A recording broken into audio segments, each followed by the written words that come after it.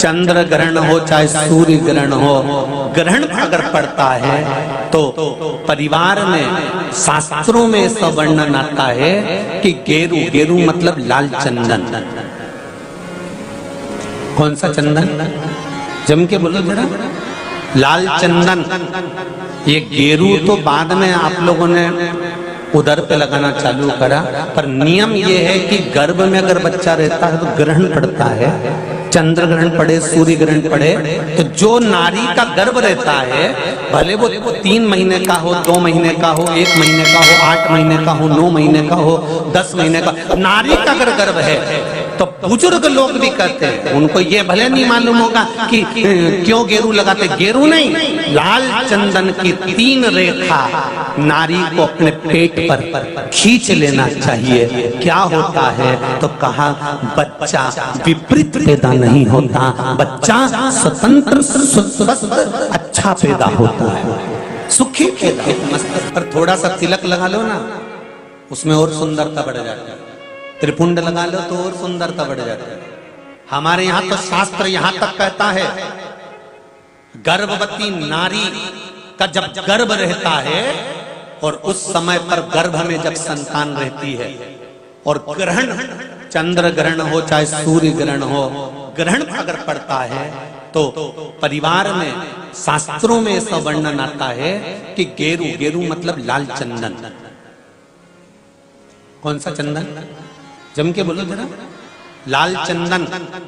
ये गेरू तो बाद में आप लोगों ने उधर पे लगाना चालू करा, पर नियम ये है कि गर्भ में अगर बच्चा रहता है तो ग्रहण पड़ता है, चंद्र ग्रहण पड़े, सूर्य ग्रहण पड़े, तो जो नारी का गर्भ रहता है, भले वो 3 महीने का हो, 2 महीने का हो, 1 महीने का हो, 8 महीने का हो, 9 महीने का हो, 10 महीने का, नारी का अगर गर्भ है तो बुजुर्ग लोग भी कहते हैं, उनको ये भले नहीं मालूम होगा कि क्यों गेरू लगाते। गेरू नहीं, लाल चंदन की 3 रेखा नारी को अपने पेट पर खींच लेना चाहिए।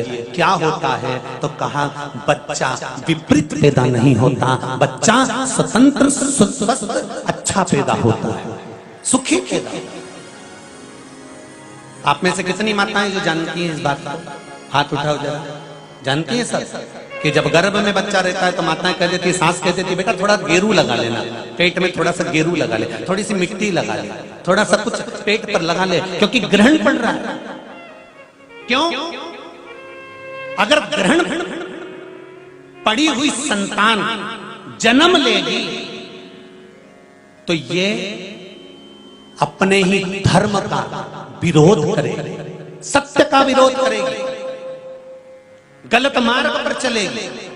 और अगर शरीर पर एक त्रिपुंड लगा दिया गया, पेट पर ग्रहण के समय पर गेरू लगा दिया गया, लाल चंदन लगा दिया गया, तो जो बच्चा जन्म लेगा वो माता पिता के विरोध में कभी नहीं खड़ा हो सकता, धर्म के विरोध में कभी नहीं खड़ा हो सकता, सत्य सनातन धर्म के विरोध में कभी खड़ा नहीं हो सकता, हिंदू धर्म के विरोध में कभी खड़ा नहीं हो सकता, हमारे पक्ष में हमेशा बना रहेगा।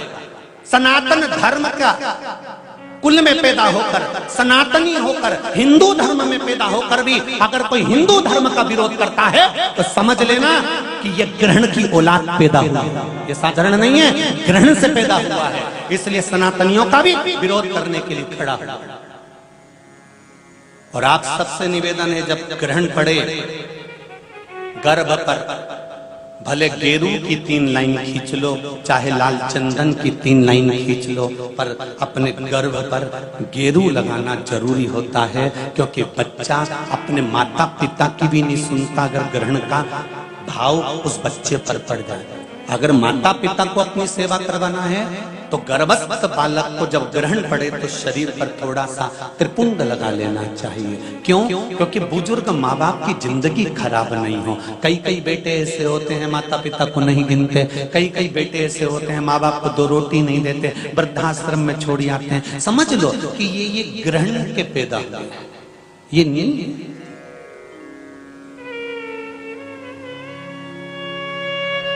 आप लोग जानते हैं ना माता, सत्यता में बोलो, जब ग्रहण का समय आता है तो आपने अपनी बहुओं को कहा कि नहीं कहा गेरू लगाने का? बोलो जरा, हाथ उठाओ, किस किस ने कहा ये बात? कहिए, आप लोगों को ध्यान में है, बुजुर्ग माता इस चीज को जानती हैं। रखिए, बुजुर्ग लोग इस बात को जानते हैं कि गर्भस्थ अगर बच्चा है और ग्रहण पड़ रहा हो और त्रिपुंड लगा लेना चाहिए। चावल का एक आखा दाना जानते हो, पूरा, खंडित चावल नहीं। कितना चावल? एक दाना चावल का शंकर भगवान के शिवलिंग पर समर्पित करिए।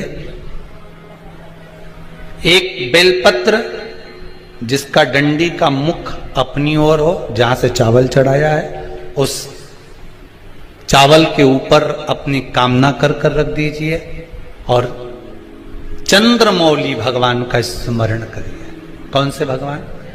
शंकर भगवान का सर्वश्रेष्ठ सुंदर नाम है चंद्रमौली। चंद्रमौली भगवान का स्मरण करिए, अपनी कामना कर कर बेलपत्र समर्पित कर कर शिव जी पर एक लोटा पानी, एक जल पात्र समर्पित करो, कलश से जल चढ़ा दीजिए, नैनों में वो जल लगाकर अपनी कामना कर कर वापिस घर को आइए। अगली पूर्णिमा आएगी, जो कामना करी है मेरा चंद्रमौली भोलेनाथ उसे पूर्ण कर ही देगा। कार्तिक की पूर्णिमा के दिन जो व्यक्ति किसी जलाशय पर, नदी, तालाब, बावड़ी, कुआं, जहां भी जलाशय हो, उस तट पर जाकर दीप लगाएगा तो उसने जो 3 दिन दान करा है उसका पुण्य उसके खाते में लाख गुना होकर चला जाएगा। लोग इसको देव दीपावली कहते हैं क्योंकि वो पुण्य लक्ष्मी से छुड़ा कर लाई थी और इतनी दीप उत्सव मनाया गया था लक्ष्मी जी के लिए कि वाह रे लक्ष्मी वाह, तूने जगत का कल्याण कर, तूने जगत का उद्धार कर दिया। इसलिए दीपावली से ज्यादा महत्व देव दीपावली का, कार्तिक पूर्णिमा का। धनतेरस, रूप चौदस, दिवाली पे तुमने कितनी भी पूजन करियो, कितना भी दिया लगाया, और उसका जो पुण्य है तुम्हें मिलेगा तो कार्तिक पूर्णिमा के दिन मिलेगा, जब तुम दीप दान करने किसी नदी, तालाब, बावड़ी, कुआं, तालाब पर पहुंचोगे। वहां नहीं जाओगे तो पीपल के पेड़ के नीचे, वहां नहीं जाओ आंवले के पेड़ के नीचे, पर वहां दिया दान होना चाहिए। और कई लोगों का नियम है साहब, आज भी कार्तिक पूर्णिमा के दिन दीप दान करते।